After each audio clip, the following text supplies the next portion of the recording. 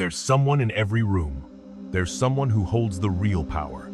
It's not the one who talks the most or shouts the loudest. It's the one who says nothing, yet controls everything. Power doesn't always announce itself. Sometimes it walks in calmly, listens, observes, and by the time you realize it was there, it's already won. You've been told that dominance is about outworking everyone, fighting tooth and nail, or overpowering your competition. But what if that's a myth? What if true control comes from mastering a few timeless principles that let you shape outcomes without breaking a sweat? Today, we're diving into 7 rules that transform you from a player in the game to the one writing the rules. We'll draw inspiration from the ancient Greek atomists, who saw reality as reducible to its fundamental parts, atoms. We're applying that same logic to power. By breaking it down into its core elements, reason, emotion, perception, and action, you can master yourself and, in turn, master your world. Let's get started. Rule 1. Master reason. The first and most fundamental atom of power is reason. In any situation, the person who stays the most logical, the most rational, is the one who controls the narrative. This is a principle that echoes the teachings of Aristotle, who saw logic as the very framework for sound arguments. When you feel a conversation heating up, or a negotiation turning against you, your opponent is likely using emotion, pressure, or confusion to throw you off. They want you to get lost in the noise. That's where you dominate, by cutting right through it. Instead of just making statements, start asking questions. Questions that expose flawed logic. Questions that demand proof. Can you walk me through your thinking on that? What data is supporting that conclusion? By leading with logic, you aren't just in the conversation, you're directing it. You force the debate onto your home turf, the territory of facts and evidence. This doesn't take a loud voice or an aggressive stance. It takes a clear mind. When you are the most rational person in the room, you become the center of gravity. Everyone else will start to orbit your clarity. Master your reason, and you master the terms of every single engagement. Rule 2. Command your emotions. If reason is one atom, emotion is its volatile twin. The Stoic philosophers like Marcus Aurelius and Epictetus understood a timeless truth. You have power over your mind, not outside events. Realizing this is where all true strength comes from. The person who can't control their emotions can be controlled by others. It's that simple. Think of it like this. A reaction is a reflex. It's thoughtless. A response, on the other hand, is a choice. It's considered. When someone provokes you, insults you, or challenges you, they're trying to get a reaction. They want you to get angry, defensive, or flustered. The second you do, you've handed them the controls.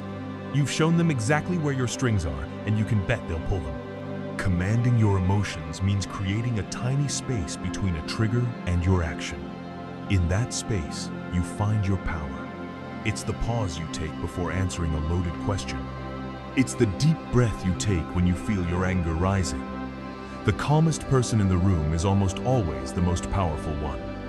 They give off a quiet confidence that's far more intimidating than any tantrum. Emotional discipline isn't about pretending you don't have feelings. It's about refusing to be a slave to them. When you master your internal state, you become untouchable to those trying to manipulate you from the outside. Rule 3. Observe before acting. Power isn't always about making a move. Often, it's about perception. Before you act, before you even speak, you have to learn to observe. The world is constantly feeding you information, but most people are too busy broadcasting their own thoughts to ever receive it. True dominance comes from out-observing the competition, not out-shouting them. This means you need to become an anthropologist of your own environment. Watch how people interact. Listen not just to what is said, but to what's left unsaid. Notice the tiny shifts in body language that give away a person's true feelings. A colleague who says yes to your idea while their shoulders slump is sending you 2 very different messages. The one you see is the truth. In a meeting, who do people look to for approval? In a negotiation, what topic makes the other side shift uncomfortably? This quiet practice of observation is like gathering intelligence before a battle. You spot patterns, weaknesses, and opportunities that everyone else misses. While they're all busy revealing their strategies, you're collecting the data you need to build yours. You let their impatience and ego become your strategic advantage. By the time you decide to act, you aren't guessing. You're moving with the confidence of someone who has already seen. Rule 4. Lead without forcing. True dominance is rarely overt. It's not about barking orders and demanding people fall in line. That's the brittle power of a tyrant, and it shatters the moment pressure is applied. The most lasting form of influence is the ability to guide outcomes without ever seeming to force the issue. It is the art of leading from behind. This is a principle you can see reflected in different philosophies. Aristotle, for instance, taught that a leader's role is to create an environment where people can reach their own potential. You lead by virtuous example, not by coercion. Instead of telling people what to do, you shape their environment and expectations. For example, if you want your team to be more innovative, you don't just order them to be creative. You model curiosity. You celebrate intelligent risks, even when they fail. You create a space where new ideas can be shared without fear of being shot down. You're shaping the conditions for success. Think of yourself as a gardener, not a carpenter. A carpenter forces wood into a shape. A gardener cultivates an environment where growth happens on its own.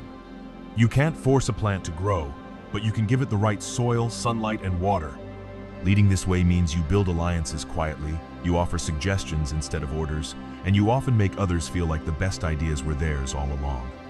This creates genuine buy-in and fierce loyalty. People will follow you not because they have to, but because they want to. This type of leadership is nearly invisible, and that's exactly what makes it so dominant. Mid-video, CTA.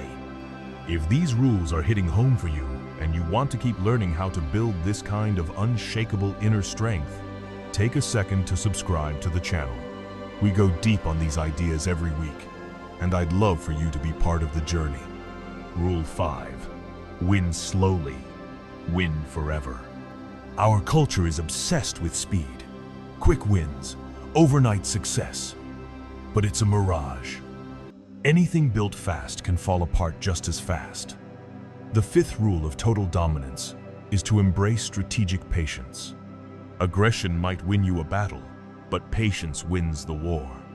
The goal isn't just to win, but to win forever. Patience isn't passivity, it's a weapon. It's the discipline to wait for the perfect moment to act, when the odds are stacked overwhelmingly in your favor.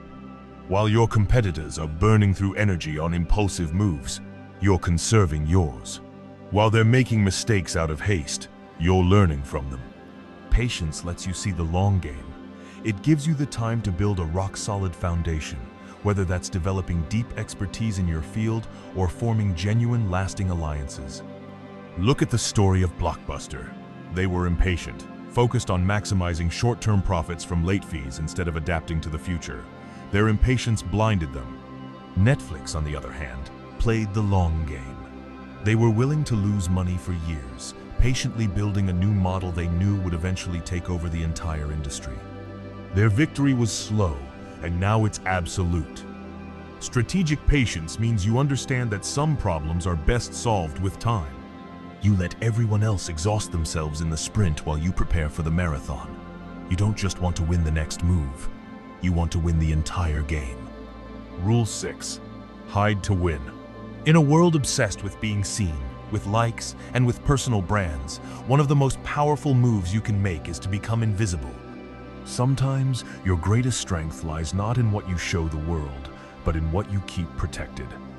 Hide your intentions, hide your progress, and hide your vulnerabilities. When you broadcast your plans, you invite criticism, envy, and sabotage. You give your opponents a clear target. But when you work in silence, you give them nothing. They can't attack what they can't see. Let them underestimate you.